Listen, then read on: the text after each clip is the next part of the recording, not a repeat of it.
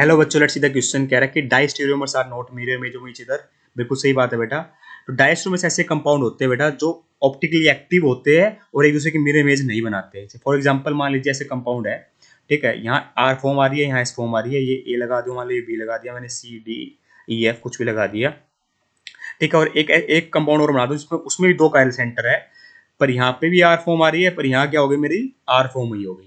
तो क्या हुआ बेटा, ये मेरा ए भी मान लो, कुछ भी मान लो, यहाँ पे सी, ये ई, ये कर दो बेटा मेरी एफ और ये डी। तो आप क्या पाओगे कि मेरा दोनों एक दूसरे की मिरर इमेज नहीं बन रहे, क्योंकि आर की मिरर इमेज एस होती है, तो यहाँ तो आर का आर ही रहा और यहाँ एस का आर हो गया, तो कोई नहीं, ठीक है। तो दो कायरल सेंटर है, इसका मतलब क्या हुआ कि अगर दो कायरल सेंटर है और यहाँ कोई प्लेनोसिमेट्री नहीं है, सेंट्रोसिमेट्री नहीं है, तो ये कंपाउंड एक्चुअली में खुद तो बेटा ऑप्टिकली एक्टिव है ही, ठीक है। दूसरी बात, ऑप्टिकली एक्टिव होने के साथ साथ एक दूसरे की मिरर इमेज भी नहीं बन रहे। तो डायस्टेरियोमर्स बेटा ऐसे कंपाउंड होते हैं जो ऑप्टिकली एक्टिव होते हैं इटसेल्फ, ठीक है।